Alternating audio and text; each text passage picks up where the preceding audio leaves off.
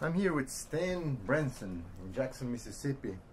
He works for the WKXI Radio station, and I'd like to know a little more about what he does and how he's what kind of music he works with, and how that music impacts the community.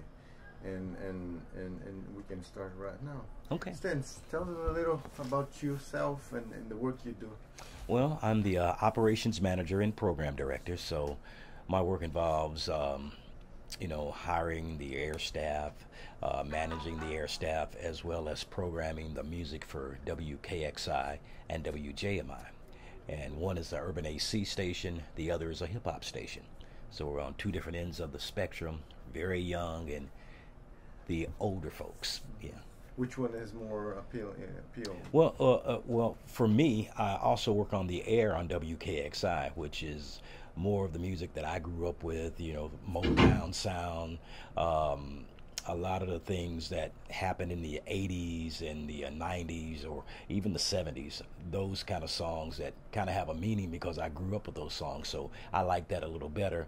On the hip hop side, it kind of gives you an insight into where music has gone, how it's transformed from like 1960 music to 2011 music, and how some of the nuances have changed music to the point where it's not the friendly feel-good kind of music that I grew up with.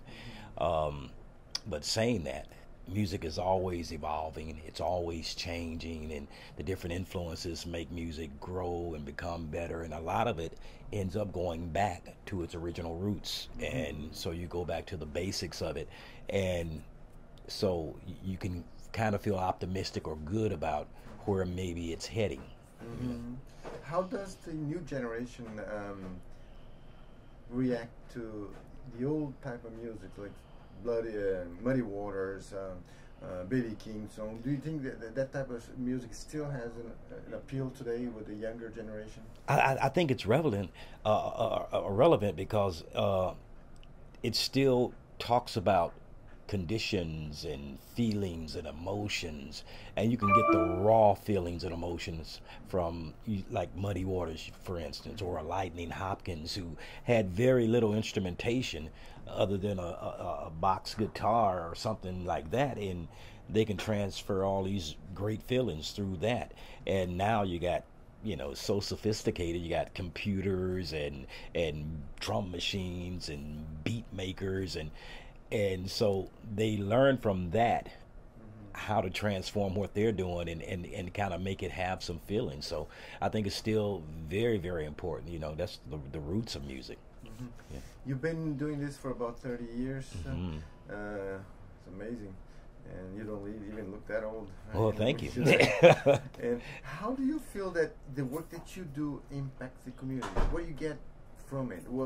How have you seen, when you speak with someone about music, or when you deliver that message on air, how do you think that impacts the outside world? I think through music, you learn that there's something more to just walking around every day. You can go off into a magical land somewhere, just in your mind, and music transforms us and takes us to different places. And so when you got a good music flow going and a good feeling, then it just affects more than just you as the person playing that music. So either to make people dance, you can make people laugh, you can make people cry through the way you set things up and the way they perceive it. And so I think music has a large influence on the way people feel. This is great, and this is what I was expecting to get from an interview. You put all in this last phrase that you said, and that's it. I get it. It even gave me goosebumps the way you described it. And I'd like to thank you for this, for your time. And, no problem. And wish you the best in your future career. And after Yeah. 30 some years, Yeah. and I hope you have another 30 some years. You know, radio, you don't retire. They just kind of just drag you out. Wonderful. Yeah. Thank you, Stan.